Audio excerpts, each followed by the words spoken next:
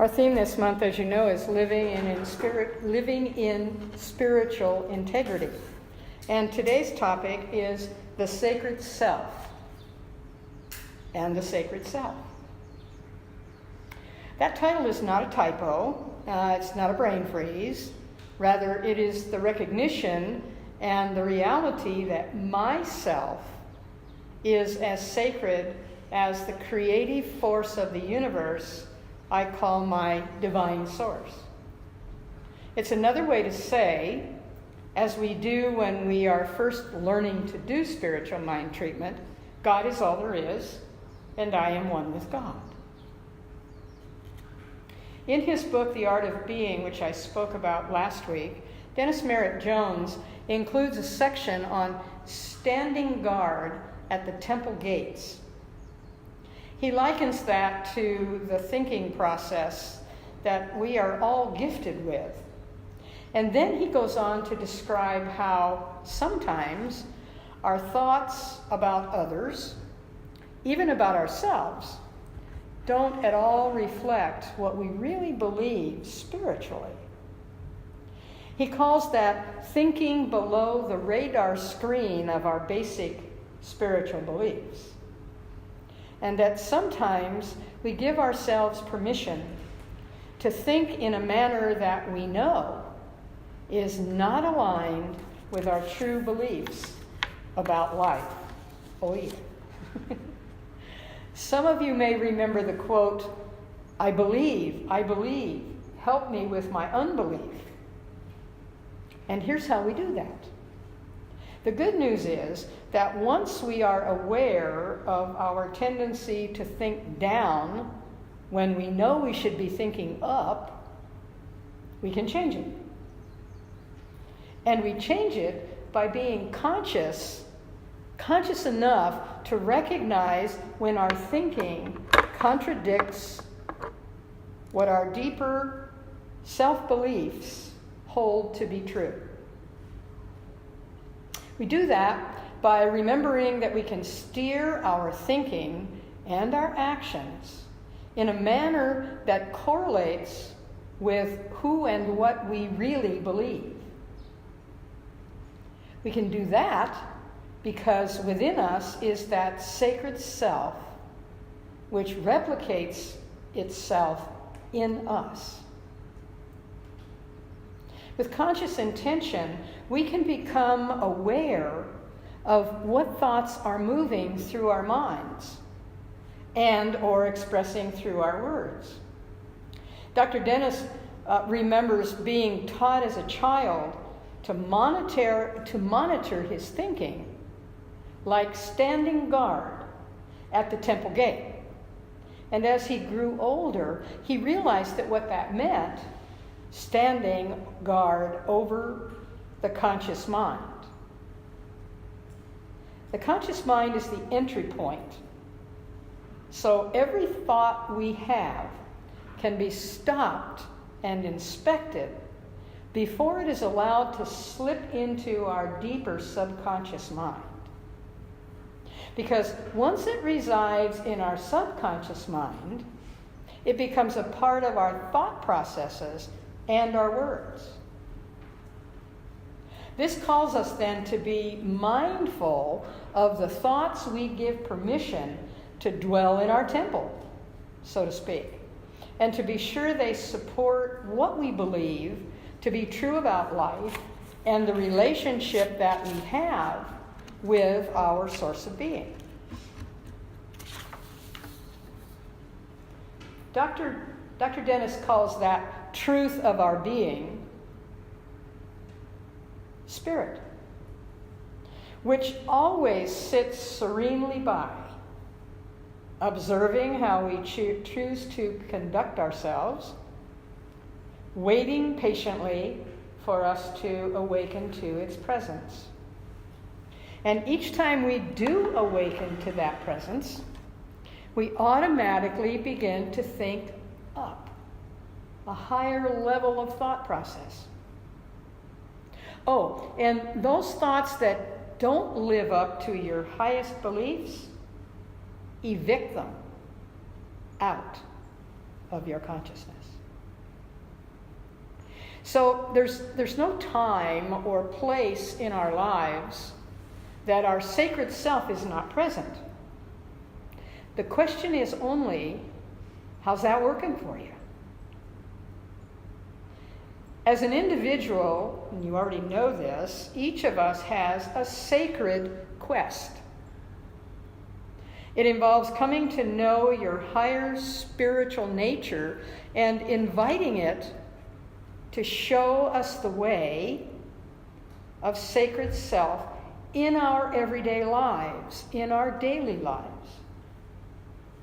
And as I look around this room, and having listened to the Standing in the Light already this morning, and knowing each of you as the sacred individual that you already are, I am moved to a place of great respect and deep love for how each of you expresses that in your daily lives. It's never far from my thoughts that each one of us has been attracted to this island, these islands of aloha, for a sacred purpose. Some of you were born here. Most of you migrated here. Some, like me, visited for decades before making this my permanent home. And each of us brings to this island unique skills, loving service, and deep respect for having this opportunity to share our sacred gifts. Right here, right now. Long before I knew I had a sacred gift or sacred self, I knew myself longed to be here. And quoting Wayne Dyer, my sacred self made the decision to be free. I didn't think I had this book when I started writing this month's series of talks. So I went to my bookcase and look what I have. And then I looked inside and noticed that I had underlined some sentences and some chapters. So obviously I have read it. So somewhere in my eternal mind was the knowing that I needed to get back to this book and make reference to it. Dyer explains in this book that as bringing oneself to an understanding of one's place in life and a sense of satisfaction in oneself and those around us is what he refers to as the decision to be free. Now, truth be known, we can do that anywhere in the cosmos. But each of us in this room has chosen for that to be here on this island.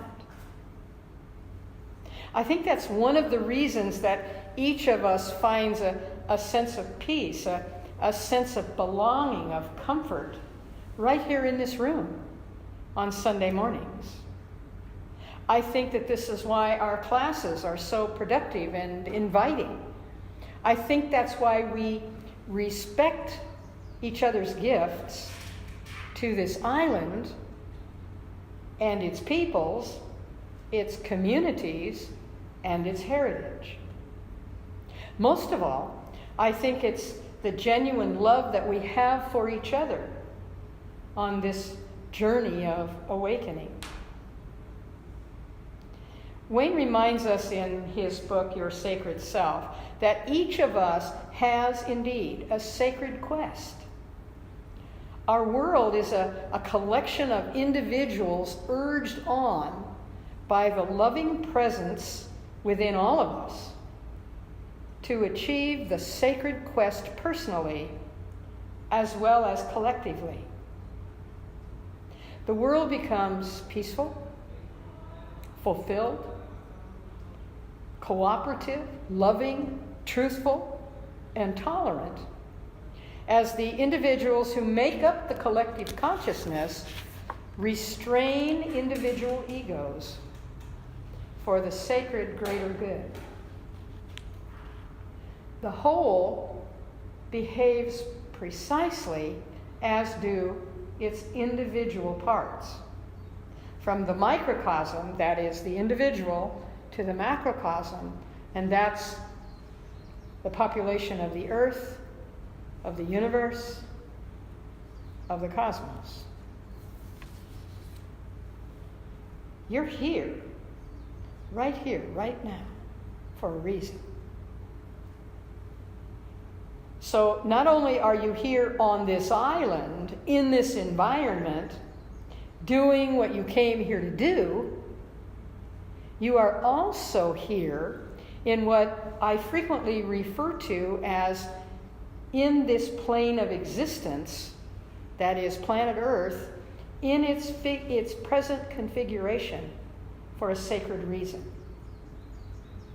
It's true that we are part of an intellectual system, an intelligent system, and here for a purpose.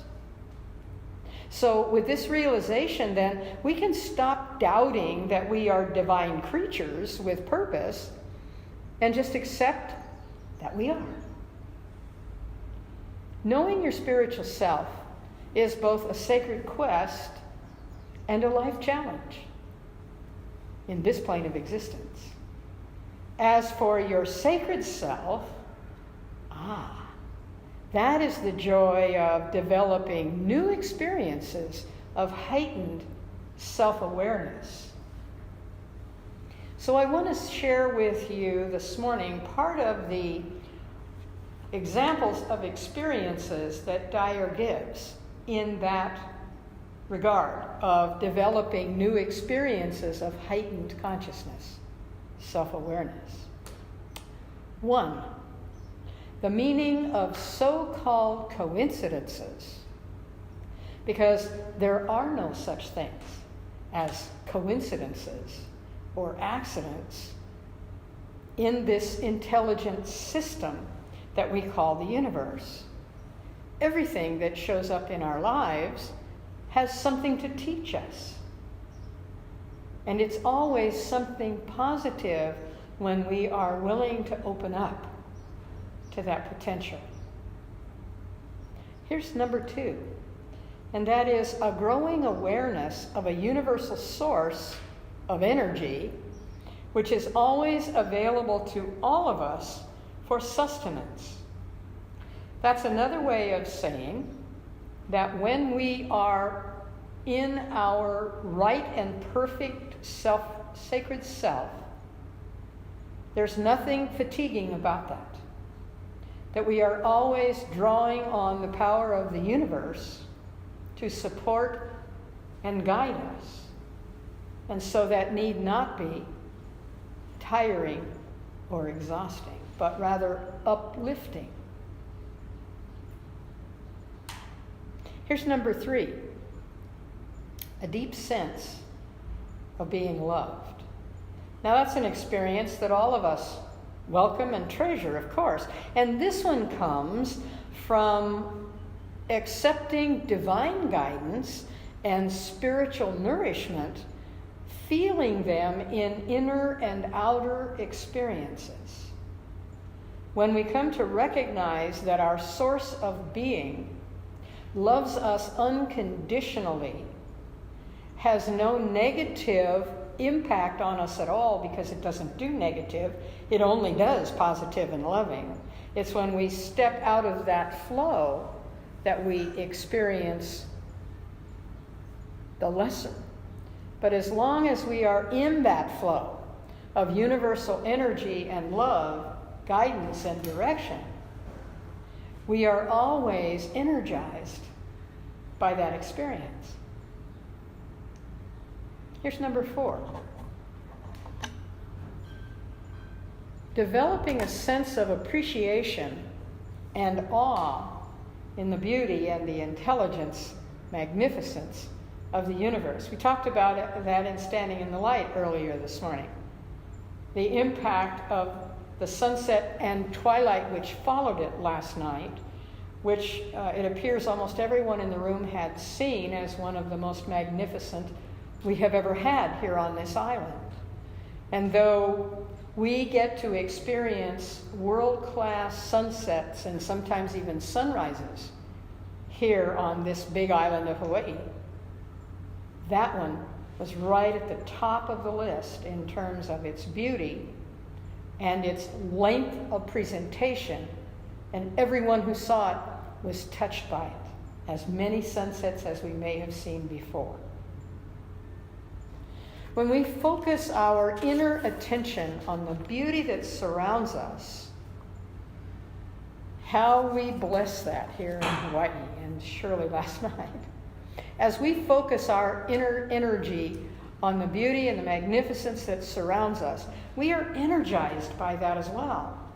And this kind of receptiveness becomes a source of strength and sustenance in our lives as well. To recognize that we have the opportunity to be out in nature here on this island in so many different ways, from the water in the ocean to the snow on the top of Mauna Kea and everything in between, from the very dry to the very moist to the incredible rain that we get, and sometimes the wind. We have it all. And we have so many different climate zones right here on this island. What an incredible combination this is of magnificence for us to enjoy and to further its existence and care. Here's number 5. A sense of connectedness to everyone as you observe them. You begin to accept differing shades and shapes of people with unique languages, customs, political persuasions, yet all originating from the same sacred source. This results in knowing that the essence, life force as we sometimes call it, that flows through you, flows through all, through everyone, through everything. This results in knowing that there is an awareness which Mahatma Gandhi concluded: God has no religion. It's the all in all, wherever you look, when you stop to look. Number 6, making a new agreement with reality. When you discover that you're limitless, your choices come from the limitless knowing within, which is that unending source of your Creator. It is what we know as receiving the all in all by means of who and what we came here to be. Number 7, experiencing surrender and acceptance.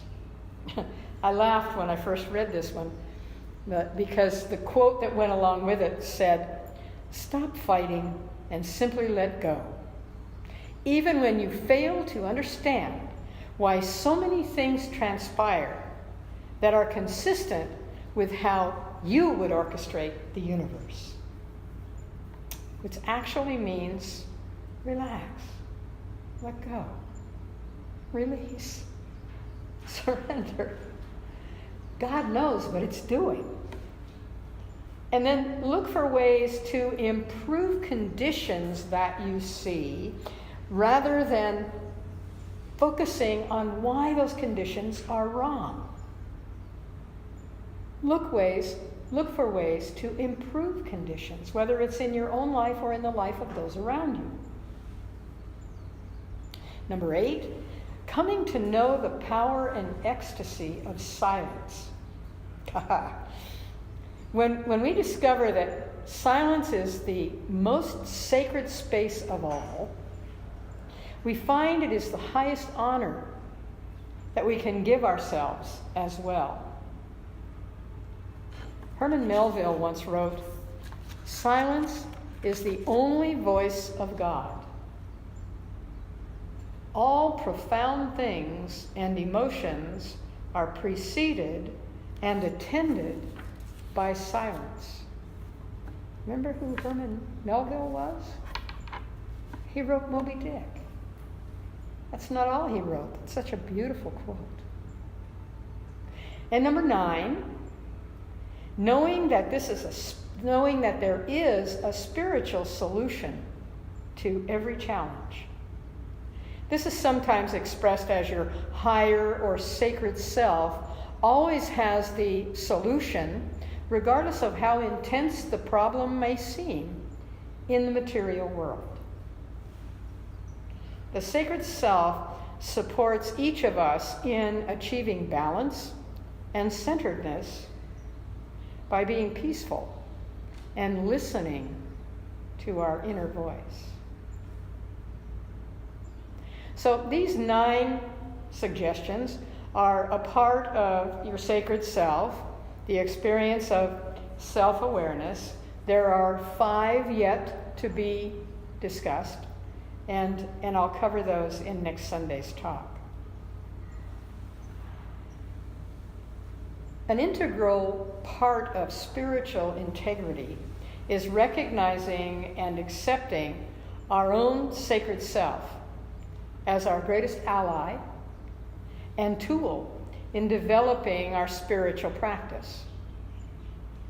There is really no part of our lives, no place or time, when or where the sacred self is not present. It's a matter of awakening to its presence and staying awake. And this is true of the sacred self, and I have that capitalized, and recognizing that it means God when it's capitalized, the universal sacred self. This is true of the sacred self, that it is always present and always awake, always available for us to be interactive with. Hence, the sacred self, God, and the sacred self, each one of you. Because as we align with and honor that presence, the sacred self in caps, within us, we become integrated with it as it sustains us, watches over us, protects us, guides us in the choices that we make. And so it is.